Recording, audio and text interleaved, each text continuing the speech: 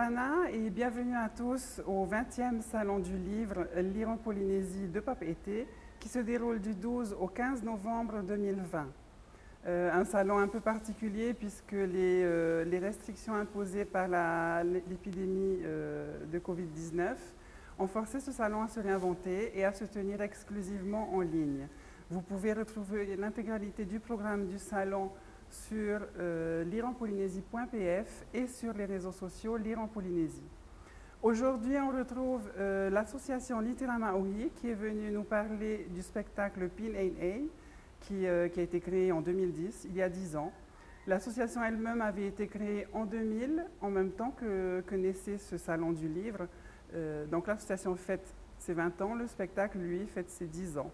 Des dates importantes qui marquent la vie d'une association réellement et aussi la vie de ce projet ambitieux et audacieux qu'est Pin Ain. À mes côtés, on retrouve Moana Uratehi Ura Yorana. Yorana Mariba. Merci d'être parmi nous. Lucille Bombridge est aussi à nos côtés. Bonjour Lucie. Coucou. Et Steve Rea. Tous les trois sont membres de l'association Littéra Maori et ils sont venus donc, pour partager leur vécu, leur expérience et leurs idées du spectacle. Alors pour commencer, Moana, j'aimerais que déjà tu es pas juste un simple membre de l'association puisque tu en es le secrétaire, donc tu fais partie du bureau de l'association. Et est-ce que tu pourrais nous rappeler un peu les fondements de Littéra Maori? Alors, Littéra Maori a été créé en 2000, hein, tout simplement. Littéra Maori, comme le salon cette année, fête ses 20 ans. Donc 20 ans à travers lesquels le seul mot d'ordre, le seul objectif était la défense d'une littérature autochtone dans notre pays. Donc on retrouve parmi les membres fondateurs de cette association Flora de Vatine, Chantal Spitz qui est l'actuelle présidente. Il y avait également nos regrettés Patrick Amaru, Aimeho Charoussé, il y a Raishaz, il y a Tawahere El, Jimmy Lee qui défendait aussi cette communauté chinoise. Et j'en oublie certaines. Et Solange Drolet. Solange Drolet, voilà, effectivement. Et il fallait défendre cette littérature, non pas forcément promouvoir nos langues maoris, mais surtout toutes les formes d'écriture avec toutes les langues qui existent dans notre pays. Donc que ce soit le français, effectivement les différents réaux qui existent, et aussi d'autres langues qui sont utilisées. On a vu parfois des textes en anglais, en chinois, etc. etc. Montrer aussi qu'à travers cette littérature autochtone qui est méconnue, surtout chez nous, alors le plus intéressant dans l'affaire, c'est qu'elle est plus connue ailleurs à un moment donné que sur notre propre chez nous-mêmes. Oui. Exactement. Et montrer qu'elle existe, puisqu'on a tendance à cantonner cette littérature au rang de mythe, au rang de légende, etc.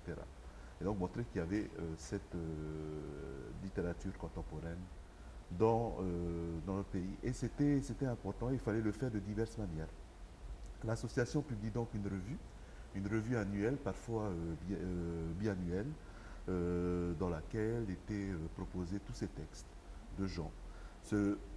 Aussi se questionner sur le statut d'auteur. Est-ce qu'il fallait se mettre sur les standards qui existaient dans d'autres pays, c'est-à-dire un auteur, c'est quelqu'un qui publie un roman de tant de pages, accepté par tant de personnes, par telle commission, j'en sais rien.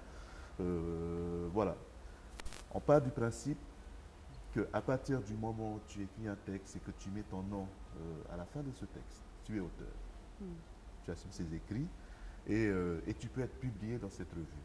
Ce qui veut dire par ailleurs que la revue n'a pas de comité de lecture à proprement parler. Tout est publié donc dans la revue Littéra Maori, dans la mesure où ça n'atteint pas, ça ne porte pas atteinte à l'intégrité d'une personne. Voilà. Et avec tout leur courage, ces membres fondateurs poursuivent cette entreprise, la fait grandir et il fallait aussi développer, amener cette littérature vers les gens. C'est-à-dire que lorsque l'on garde dans des livres, c'est bien déjà pour la mémoire collective et communautaire, mais il fallait la diffuser. et quels étaient les différents moyens de diffusion que nous avions à un moment donné, en 2010, effectivement. On pense à Mapura Paraita, le marché donc, de Papeete, où on commence à aller lire. Alors je me rappelle de cette première expérience qui est épique. On se retrouve face aux fleuristes, donc là avec la mairie qui nous met à disposition donc un pupitre, des micros, des chaises en face. Il faut savoir que nos auteurs ne se rencontrent pas tous les jours non plus. Et tout le monde arrive avec son naturel, avec le texte sous la main, qu'on n'a pas forcément lu avant, qu'on a choisi au hasard dans la revue ou qu'on va improviser.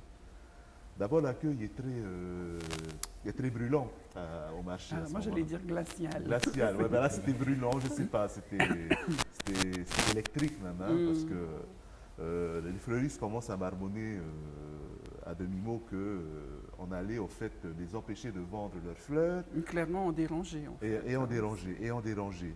Et ça devenait très dérangeant finalement comme atmosphère. Et ce qui était aussi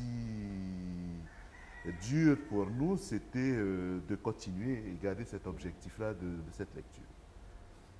Ce n'était pas donc quelque part une victoire, cette première lecture au marché, même si on est content de l'avoir fait. On se retrouve donc avec les membres de l'association en débriefing et tout le monde se plaint. Je me rappelle de Emeho qui dit oui, non mais les gens ils n'ont pas l'habitude, machin et tout. En général, on entend c'est la faute aux autres. Enfin, c'est ce que j'entends moi, en tout cas dans cette réunion-là. Et finalement, je demande à m'exprimer, je dis, il y a quand même un souci. Remettons-nous en question à travers ce qu'on a fait. D'abord, en fait, c'était vrai, je me souviens de Aimeho avec Patrick dans un coin, qui discutait pendant que l'autre lisait. Tous ceux qui lisaient et qui faisaient des fautes de prononciation ou des fautes d'élocution, qui n'avaient pas préparé leur texte, etc. etc. Et ça, c'est des choses qu'il fallait dire, qu'il fallait mettre à plat et qu'il fallait reconnaître aussi. Il y avait une remise en question. On n'était pas nous-mêmes dans cette dynamique de lecture publique qui n'était pas préparée. On avait compté sur notre spontanéité quelque part. Et on continue, on poursuit ce tour de table au sein de l'association et on se demande comment pouvons-nous encore promouvoir cette littérature. Plusieurs idées émergent, avec notamment d'autres lieux pour des lectures publiques, etc., etc. Et malheureusement pour moi, alors je quittais le monde de la danse avec Autretier, et je me suis dit que j'allais plus faire de danse, mais je me rends compte à ce moment-là que je sais faire que ça, la scène tout simplement.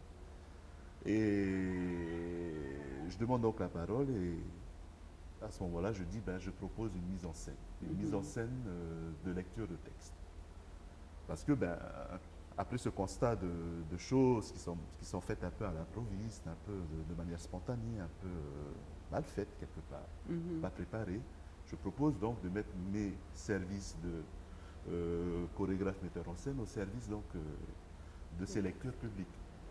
Et c'est comme ça qu'est né en fait en 2011 Pin&A. C'est comme ça que naît le concept, du spectacle. Alors justement, est-ce que tu peux développer ça? Donc tout le monde est d'accord. Les anciens sont d'accord, les jeunes sont d'accord. On part sur cette idée de texte.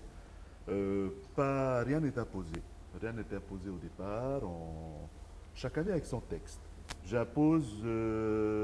J'essaye d'imposer la longueur. Alors, je n'ose pas trop m'imposer dans ce milieu littéraire qui est assez nouveau pour moi.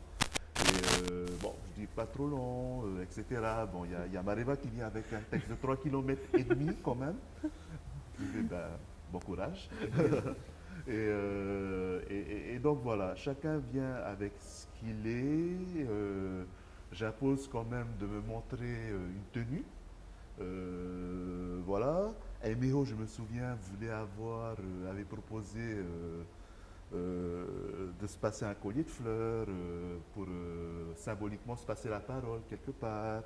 Donc il y a quand même des gens qui s'improvisent aussi metteurs en scène, mais heureusement qu'il y a Chantal qui est là pour chapeauter l'ensemble du projet en disant on écoute, il y a un metteur en scène, on écoute, on fait ce qu'il dit, etc. Sachant que c'était aussi une première pour moi. Donc, ayant quitté Haute-Haïti, je demande le soutien de Haute-Haïti en danse, donc mes copains de Haute-Haïti, et en musique. Et on commence comme ça. On commence comme ça. La Maison de la Culture, le Salon du Livre est preneur. Donc à ce moment-là, pas de souci. Ça fait une animation, pourquoi pas. Mais personne encore à ce moment-là sait où on va. Même ceux qui sont à l'intérieur ne savent pas.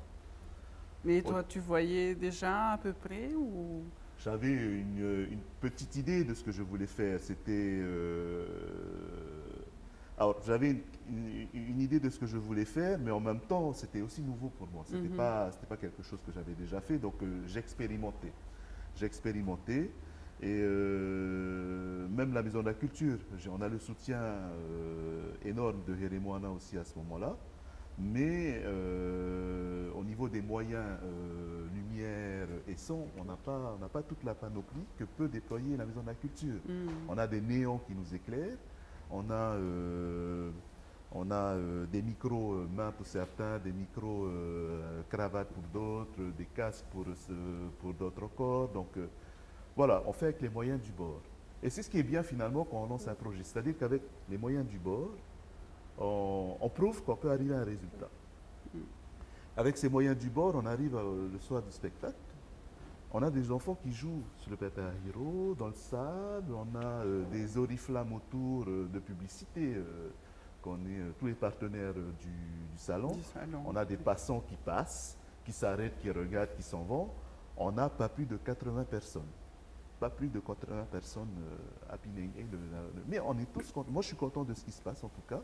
On est content de ce qui se passe. Les organisateurs du salon, la ETI, semble être très satisfait en tout cas, c'est quelque chose qui n'a pas été fait.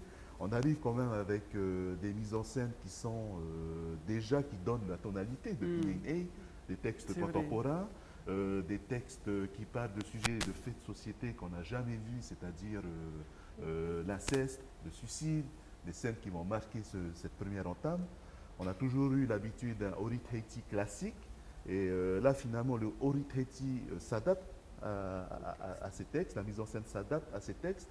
On a Loti qu'on décapite et, avec ses pancartes sur les filles. Donc on est vraiment dans une expression contemporaine de la mise en scène en général, pas que de la danse, mais de la mise en scène en général dans notre pays. Et ça plaît, ça plaît. Les gens, la Maison de la Culture notamment, regrettent d'avoir pas mis plus de moyens. On nous dit qu'il faut faire un deuxième, donc le deuxième est naturellement lancé. Et de fil en aiguille, on arrive au succès qu'on connaît aujourd'hui. Voilà. Et on en arrive à en faire 10. Voilà, exactement. Et en fait, même plus que 10, parce qu'il y a eu des deuxièmes. Et on a également participé à des événements autour de la littérature qui n'étaient pas le salon du livre. Je m'appelle du slam des cocotiers, où on avait fait un petit truc. C'était pas un Pinay, c'était pas un grand Pinay, mais c'était un florilège. C'est ça, c'est ça. Et donc voilà, au bout de 10 ans, quand tu regardes dans le rétroviseur, quel est ton sentiment? Alors quand je regarde Movini en mode selfie et que je me mets comme ça, effectivement, il n'y a plus de rétroviseur, Marie-Marie. Non, écoute. Non, au bout de 10 ans, c'est dur d'en parler de l'intérieur. J'entends, j'écoute ceux qui le voient de l'extérieur. Lucille peut en parler puisqu'elle a été témoin donc en tant que spectatrice et ensuite en tant qu'oratrice, et chantrice surtout, et, ou chanteresse. Je ne sais plus. Et c'est effectivement, après moi je m'étais projeté à moyen et long terme. Je me projette encore pour ce projet-là. C'est-à-dire que là où on est arrivé aujourd'hui à un jeu d'acteurs, un jeu de chanteurs, effectivement, un jeu d'interprètes, c'était quelque chose sur lequel je m'étais déjà projeté dès le départ. Dès le départ, je voulais que ce soit comme ça.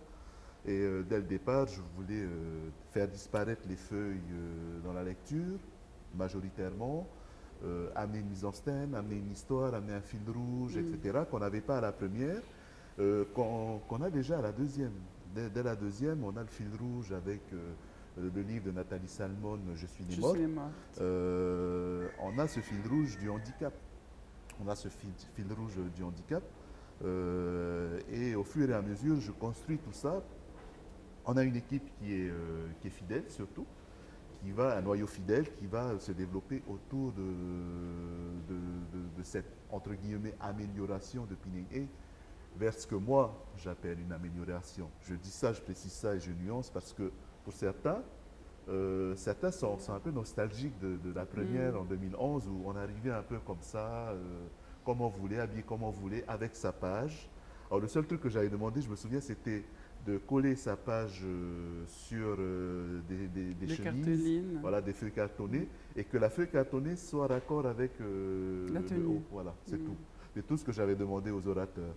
Et il y en a qui sont nostalgiques de ça, ce que je peux comprendre, ce que je respecte. Mais voilà, ça a évolué, et puis ça a encore plus évolué avec la dernière édition de cette année, puisque grâce au concours de Steve, on a pu mettre en place une chorale pour la première fois. Une chorale, non pas qui a été entraînée depuis des années, mais une chorale qui a été faite sur le tas. Sur le tas. Voilà, et sur le tas, effectivement, avec des orateurs qui deviennent aura-chanteurs, tout simplement. C'est incroyable, et c'est là qu'on voit le talent des personnes, non pas des chanteurs, mais de celui qui les dirige. De celui qui les dirige parce que... Son intelligence. Oui, les chanteurs aussi, mais derrière ça, il y a quelqu'un qui les dirige et qui est finalement qui se porte garant du résultat. Voilà. C'est-à-dire que si ça aurait été pas bien, ça aurait été pas... Finalement, si c'était pas bien, je pense que ça aurait été peut-être pas que de ta faute, mais de la leur. Et là, du fait que ce soit très bien, c'est surtout grâce à toi et c'est grâce à eux aussi. Voilà. Oui, moi j'avoue, hein, et donc justement on va en venir à ça, Steve. Donc tu es membre de Littéralement Maui et à côté de ça, tu es aussi le fondateur et le directeur de l'école Treaty Choir School. Et cette année particulièrement, l'école est venue, enfin toi particulièrement, tu es venu en renfort de Moanaoura pour la construction du spectacle au travers justement du chant. Parce qu'il faut le savoir, ceux qui ont vu le spectacle l'ont entendu et le savent, mais ceux qui n'ont pas pu voir le dernier spectacle, tu as fait d'un groupe d'orateurs qui venaient de gauche, de droite, d'en haut, d'en bas, tu as fait de nous une chorale.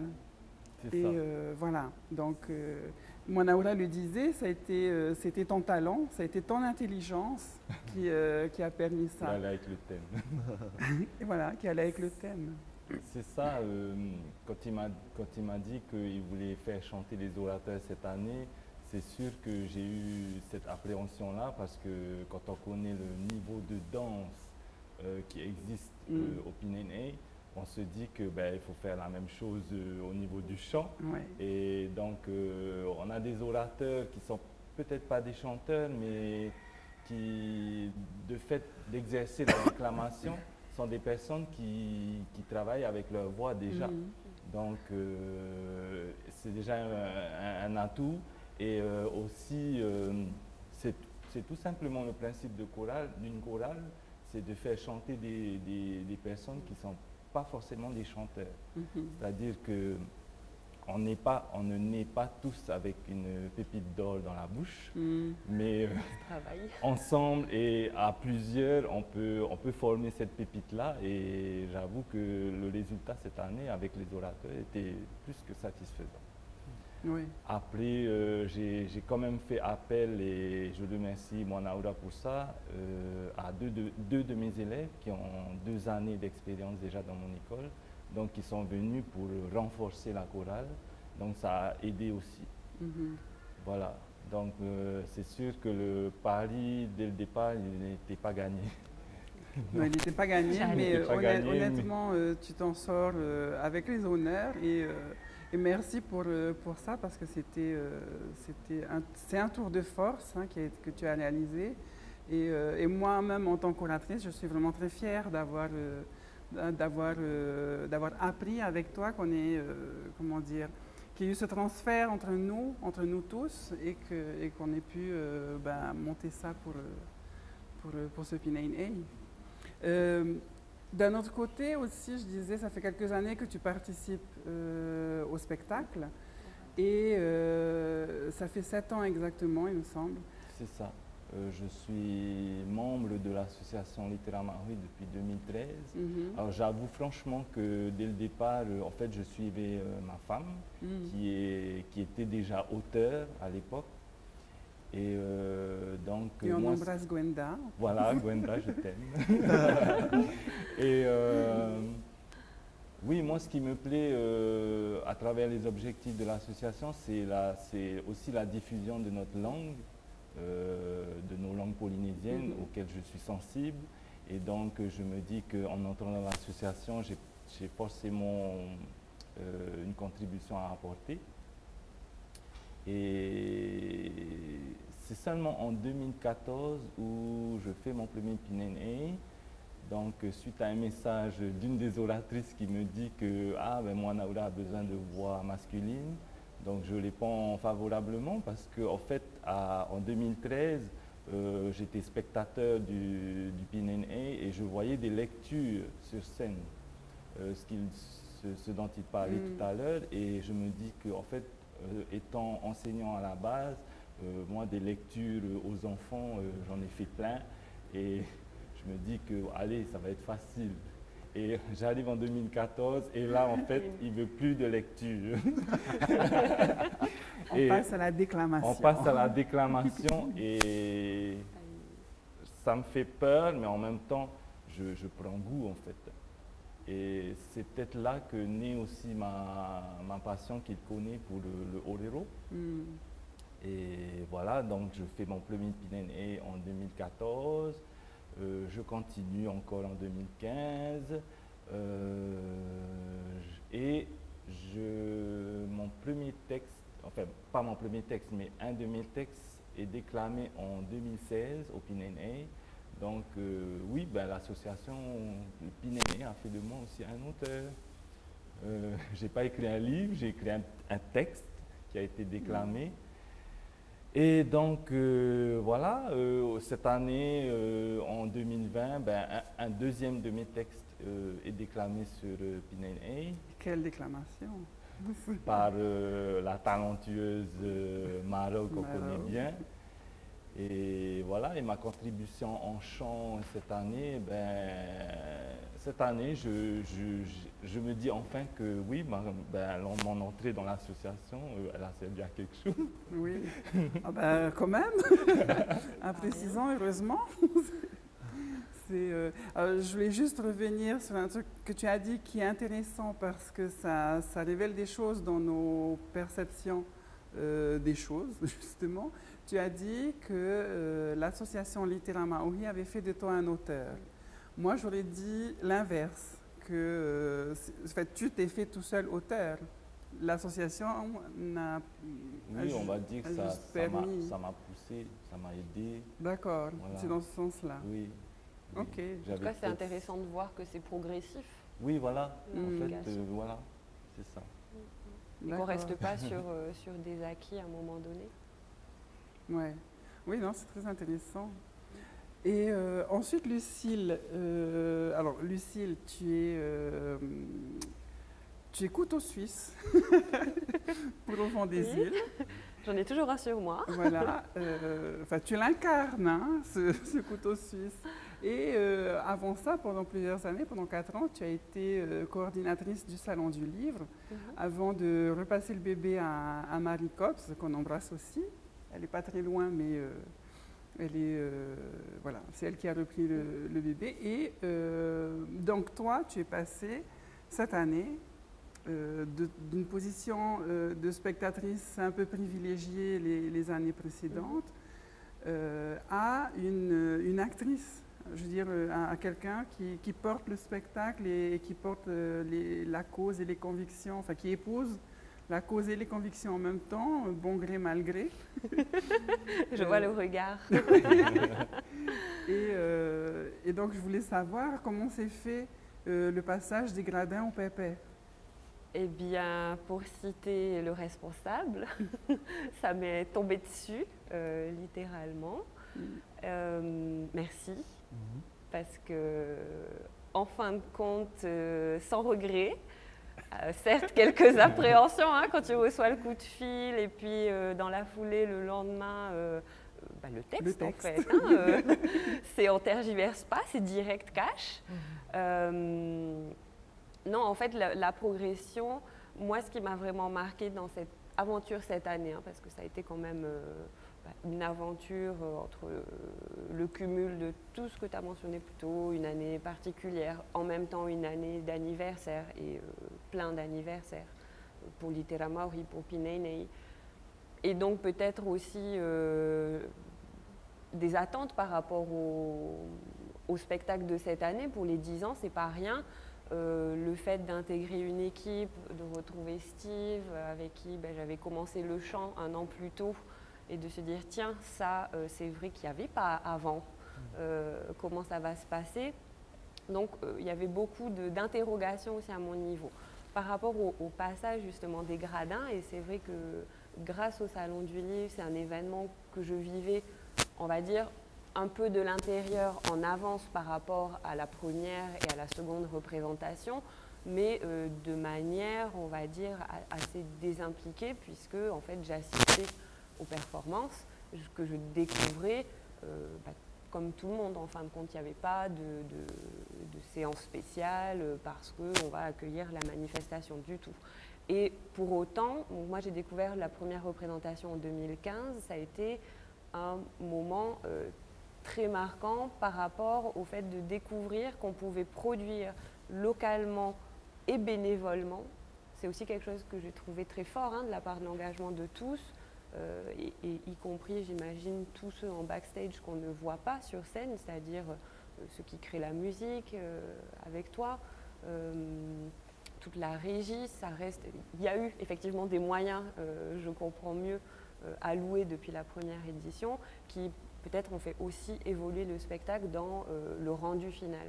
Et ça, c'est vraiment un spectacle qui, comme d'ailleurs la littérature locale, n'a rien à envier en fait à d'autres productions, qu'elles soient locales ou qu'elles soient internationales.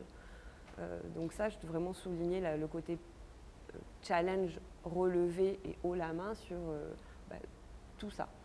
Aussi, le fait d'arriver, et je l'ai peut-être encore mieux découvert cette année en fait, au niveau de ton travail en fait, de réunir, déjà de construire le spectacle dans son déroulé, mais aussi de réunir différentes compétences artistiques. À la base, c'est des textes, auteurs, littérature, mais derrière, il va y avoir donc tous les musiciens, les danseurs, et pas n'importe quel danseur, parce qu'on voit qu'il y a clairement du niveau, et aussi que c'est une démarche qui est faite vraiment avec le cœur. Moi, j'ai entendu des danseurs dire, des jeunes danseurs, je crois, qui rejoignaient le spectacle cette année, dire que pour eux, c'était probablement le plus gros challenge qu'ils avaient relevé en tant qu'artistes, que de contribuer à ce spectacle Pineinei, de par sa singularité, de par aussi tous les challenges qu'il réunit en si peu de temps, parce qu'il y a aussi le côté timing. Je crois que moi, sur cette édition, j'ai rejoint l'aventure parmi les derniers aura chanteurs recrutés. C'était à peu près un mois et demi avant le spectacle, donc il y a aussi le facteur temps qui joue. Est-ce qu'on va être capable d'y arriver, tout simplement? Ce n'est pas des exercices auxquels, pour ma part en tout cas, j'étais habituée. La prise de parole en public, le fait de mémoriser des textes. Bon, grâce à Steve, quand même, on était un peu préparé avec la chorale, mais c'est encore un exercice différent que de se retrouver dans un spectacle qui mélange plusieurs disciplines et sur une scène, en fin de compte, où on va devoir s'adresser à un public en temps normal.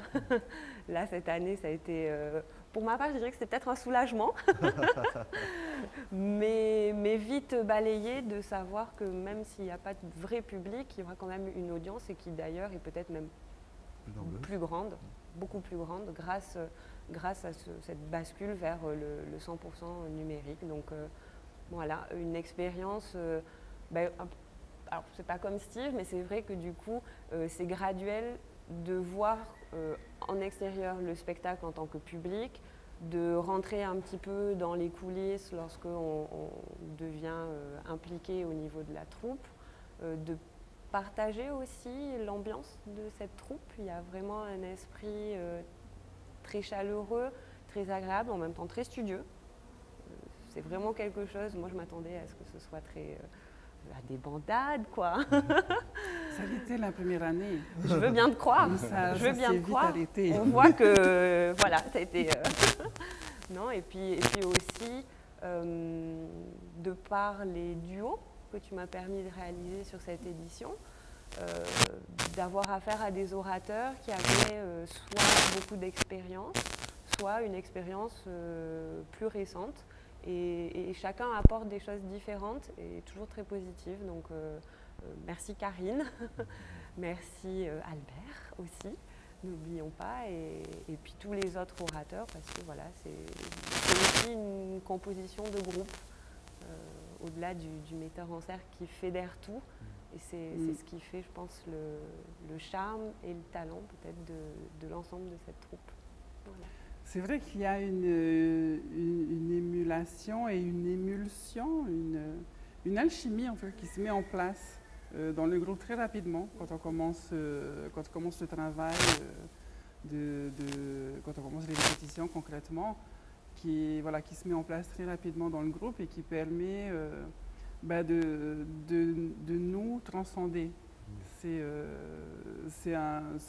vraiment moi qui le dis, mais j'en suis persuadée et personne ne m'en fera démordre. Hein, mais voilà, c'est la magie de Pin 8. J'ai fait quelques autres spectacles dans ma vie, pas énormément, mais j'ai jamais vu ça.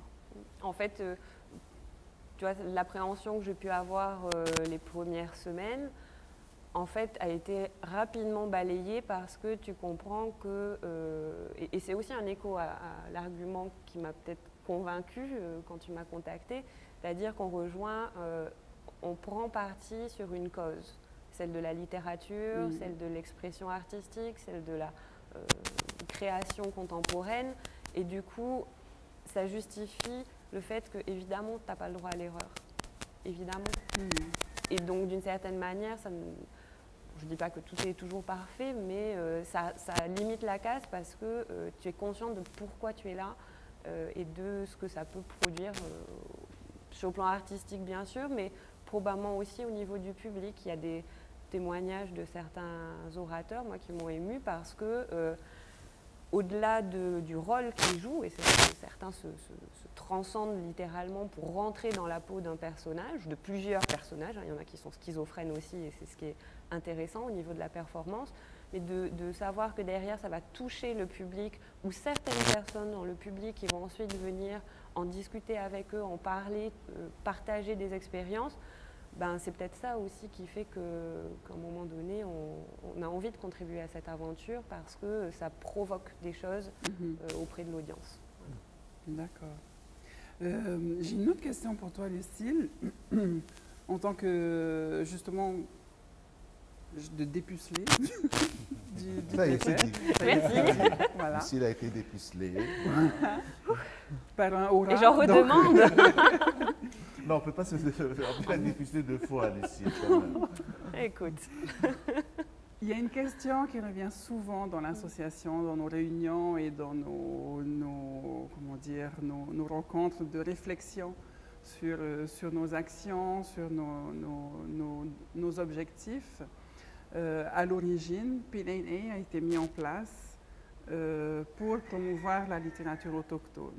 Et le concept a été, à ce moment-là, par Mwanaoura, de mettre la danse au service de la littérature, puisque ailleurs, dans d'autres espaces de la scène culturelle, c'est l'inverse qui se passe. C'est la littérature qui vient servir la danse, notamment au Heiva ou au Huratapairu. Là, l'idée était de faire l'inverse et de soutenir la littérature et les auteurs autochtones avec de la danse. Est-ce que tu as l'impression, parce que c'est une question qu'on se pose souvent, est-ce que tu as l'impression qu'on est resté dans cette ligne ou qu'on n'a pas inversé les rôles, mais est-ce qu'on n'a pas basculé dans du too much d'un côté ou... Écoute, sur le plan, en tout cas de la danse, ce qui est remarquable, c'est le fait justement d'arriver à faire une composition contemporaine, c'est-à-dire partir du Orititi, entre guillemets, conventionnel, traditionnel, et d'y ajouter des choses, des mouvements, des gestes qui ne sont pas forcément dans les codes. Et déjà, il y a cet aspect-là qui pour moi est digne d'être mis en lumière, parce que justement, je pense que aussi bien des danseurs que le public qui peut assister au Heiva va être surpris lorsqu'il va voir justement la chorégraphie qui accompagne les textes, qui sert les textes. Ensuite, je pense qu'au niveau... Alors, je ne suis pas danseuse, hein, et c'est clair que ce serait intéressant d'avoir l'avis des danseurs pour justement pondérer leurs réponses, mais de voir comment eux-mêmes vont vivre cette expérience et comment certains, sur des solos ou sur même le travail collectif, comment ils vont s'approprier en fait cette expérience particulière et le rapport au texte. Est-ce qu'ils vont être touchés de la même manière que lorsqu'ils vont travailler sur des textes composés pour le Heiva ou des manifestations traditionnelles. Et moi, je pense que effectivement, le challenge est relevé sur ce plan-là. J'ai pas l'impression d'assister à une performance de danse qui soit tout à fait de la même teneur que lorsque j'assiste à un spectacle du Heiva ou sur un Marae, parce qu'il y a une énergie et il y a une intention qui est aussi différente. Je pense que les danseurs, s'ils sont là, c'est parce qu'ils ont aussi conscience qu'on va servir la cause de la littérature et pas exclusivement celle de la danse. Donc voilà, c'est un sentiment personnel, mais je pense que le challenge est largement très bien, relevé. merci. Ouais. C'est une question effectivement qu'on se pose chaque année par rapport à ça. Est-ce que le metteur en scène ne fait pas plus de danse finalement, il n'est pas les textes au service de la danse? C'est assez récurrent et c'est surtout à cause de l'évolution de Pinei qui devient, alors comme l'année dernière, carrément une histoire avec des personnages, où tout s'enchaîne, tout s'imbrique, où parfois on a l'impression qu'on entend moins les textes, qu'on ne voit plus la danse, dans toute cette densité de spectacle. Maintenant, il y a le chant. Et maintenant, il y a le chant, voilà. Maintenant, il y a le chant, mais c'est une question qui est assez récurrente. Je me souviens, une fois, on s'était posé la question avec Chantal et Christian Robert. Et Christian a répondu à Chantal, oui, mais tu préfères 3 personnes qui viennent écouter des textes ou 500 qui viennent entendre quelques textes. Voilà. Il avait dit ça et puis Chantal a pris son petit chemin dans sa tête, mais quand même, chaque année, on se la repose, mais c'est important. C'est important de moi que je l'ai toujours en écho dans la tête par rapport mais même nous, hein, je veux dire, c'est un projet d'association, donc c'est, je veux dire, bon, tu es le metteur en scène, le scénographe, le concepteur, l'éjaculateur primordial de ce spectacle. Décidément. Mais ça reste, c'est vrai que c'est un projet d'association et c'est des choses c'est des questions qu'on se pose sincèrement chaque année et c'est tant mieux. Et le résultat est peut-être aussi là de par le public qui gonfle chaque année et puis aussi de voir que c'est un public local aussi, impliqué et qui est fidèle. Enfin, c'est un spectacle à guichet fermé quasiment chaque année et sur les 2 représentations, donc belle réussite. Bah oui, si on prend l'exemple de cette année où en 1 heure, alors que ça aurait dû se tenir avec la présence du public, en 1 heure il n'y avait plus de billets déjà. Oui. Et on a déjà gagné notre pari et on tient surtout là où on n'a pas dérogé à la règle, c'est le fait que ce soit gratuit. C'est un spectacle gratuit. C'est un spectacle, encore une fois, d'amateurs. On est tous des amateurs, moi y compris. Et avec notre sincérité et nos talents réunis, on arrive à produire quelque chose de qualité. Je ne veux pas dire professionnel, encore une fois, parce que nous ne faisons pas ça de métier.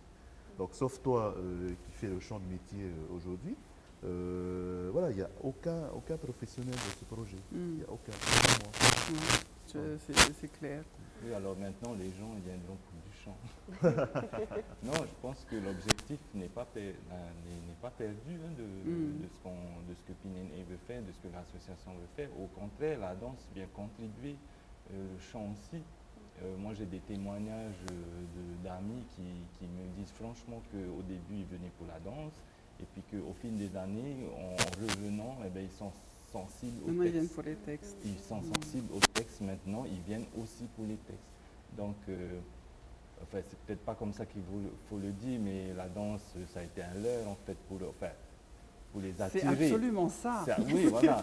Donc, oui, ben on a dans l'esprit très torturé de notre metteur en scène. Voilà, c'est comme ça qu'on a attiré les gens vers notre littérature. Voilà. Oui, non, mais c'est exactement ça. C'était exactement ça, tu l'as bien relevé. C'est, y a plein d'exemples comme ça, de ceux qui sont venus. Bon, on va voir des danseurs de bandes très connus qui vont, s'ils y vont, c'est qu'il y a quelque chose. Et l'autre, il est capable de nous faire quelque chose, de péter des chorégraphies quand même. Voilà. Et finalement, des gens qui viennent pour voir de la danse, au fil des années, je les ai vus évoluer sur les réseaux sociaux. Et j'ai vu les commentaires sur les réseaux sociaux évoluer dans mon cercle Oritreiti. C'est-à-dire qu'au départ, c'était waouh, un tel, t'étais magnifique, un tel, c'était waouh, t'étais belle, t'étais machin. Et au fur et à mesure des années, au bout de 3 ans, des citations de textes, et parfois de 5-6 lignes. C'était juste incroyable parce que moi-même, je ne m'en souvenais pas de ces, enfin par cœur, je veux dire, de ces textes-là. Et les gens étaient capables de citer les textes sur les réseaux sociaux. Et là, on a gagné déjà. Complètement. C'est vrai. J'aurais aimé avoir un danseur pour discuter avec nous. Ce sera pour une prochaine fois, hein, tout simplement. Mais c'est quand même toi qui interagis le plus avec eux. Est-ce que tu peux nous dire un petit peu quelles sont leurs motivations au départ pour rejoindre l'aventure et puis leur ressenti au final? Alors pour eux, le challenge, on ne va pas se mentir, ils sont des danseurs avant tout. Le challenge est purement chorégraphique au départ. Donc il faut savoir que je demande à... Bon, je choisis les danseurs qui viennent. C'est des danseurs qui, pour moi, ont soit fait partie de mon entourage déjà, artistique, soit qui ont déjà une base classique, hein, on va parler de base classique dans le Oritreiti, qui sont bien acquises. Donc ça, c'est primordial pour après partir dans une griffe artistique qui m'est propre, effectivement, qui se joue en fait au niveau du corps, de l'axe classique du corps. On va tout décentrer, tout désaxer, et c'est une appréhension du corps qui est assez particulière. Lorsqu'on travaille par exemple des performances, on pousse des performances, quand je travaille avec une seule personne, c'est pire que ça. Ça va jusqu'à la maîtrise de la respiration, maîtrise musculaire également, avec des contractions qui sont amenées dans l'avant-bras, avec voilà, le petit doigt. Le petit doigt, exactement, c'est arrivé pour certains jusqu'à l'orteil. Tout est contrôlé, tout est mesuré à ce niveau-là. Moi, c'est un travail que, évidemment, j'apprécie. Et il y a aussi voilà, le mouvement qui est amené différemment, par le poignet, par le coude, etc. Tout ça fait que ça donne un challenge à l'ensemble des danseurs et des danseuses. Mais ce qu'il faut dire, c'est qu'ils sont effectivement, comme tu le relevais, conscients de l'enjeu. Parce qu'il faut accepter à un moment donné que tu ne danses pas à chaque tableau. Que parfois, tu as 10 minutes d'attente entre une danse et la suivante, et ça te refroidit. C'est pas évident de rentrer tout le temps dans la danse parce qu'effectivement, on a cet effet de faux rythme lorsqu'on est danseur, puisque c'est alterné, ou parfois tu as 3 danses d'affilée parce que le metteur en scène a décidé qu'il y avait 3 danses d'affilée. Et ça te joue au niveau cardiaque et c'est pas évident de danser sur du sable. Donc déjà. Autre chose, il faut se surpasser parce qu'on a décidé dès le départ, enfin j'ai décidé dès le départ, enfin quand je dis on est plusieurs au fait. Oui. Vous. C'est ça. Donc nous avons décidé que la danse allait se faire de manière la plus sobre possible.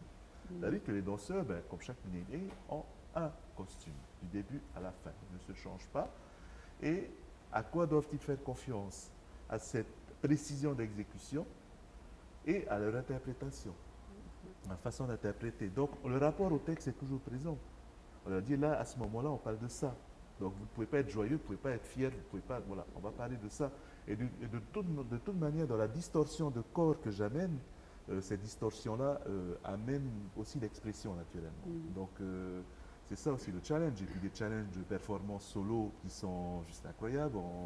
On se rappelle des pendus, on se rappelle de ceux qui ont fait NACES, on se rappelle de ceux qui ont fait les essais nucléaires, de ceux qui ont fait un trio seins nus, de Touari nu complètement, le syndrome de la tourette pour les orateurs, effectivement. Karim qui a été pendu, violé, il y a 2 ans, violé et puis torturé, qui a eu aussi cette scène qui était terrible de silence avec Steve et Karim. Enfin bref, on part dans toutes ces émotions-là pour effectivement déclencher ce qu'on appelle le catharsis au sein du public, c'est-à-dire l'effet de faire ce renvoi. On travaille sur le renvoi finalement lorsque nous pensons, c'est travailler sur l'effet transfert du public, que le public puisse s'identifier et qu'on ait une fiction clairement très proche d'une réalité. C'est un miroir. C'est un miroir. Et souvent parce que les textes parlent de nos réalités. Les textes sont rarement fictifs dans Pinyin Ain. Ce sont des prises de position, ce sont des textes argumentatifs. Voilà, parfois on a des légendes, mais très rarement. Hein, mais souvent c'est de l'argumentation. Donc on est souvent dans une réalité. Et le spectacle qui renvoie à une fiction se colle à cette réalité-là. Donc c'est ça qui est intéressant aussi. Oui. Voilà. Et justement, Steve, Mwanaura parlait à l'instant de l'importance de l'interprétation et tu soulignais par exemple le rôle que tu as eu à jouer en 2019 d'un patient atteint du syndrome de la Tourette. Tu l'as fait vraiment magistralement, tout le monde a été bluffé au moment du spectacle. Tout le monde a rigolé d'abord aux répétitions. Aux répétitions, on a tous rigolé. Au spectacle, par contre, c'était... impressionnant. Oui, c'était impressionnant. Comment tu l'as pris? Parce que tu parlais aussi de ta passion pour le orero, où l'interprétation, le jeu scénique a aussi une importance primordiale. Comment est-ce que toi tu l'abordes? Ce que j'adore en fait avec Mwanaura, c'est que moi, comme avec vous, il va nous faire sortir de notre zone de confort. Et donc, il nous demande des choses qui paraissent irréalisables, mais finalement qu'on arrive à faire.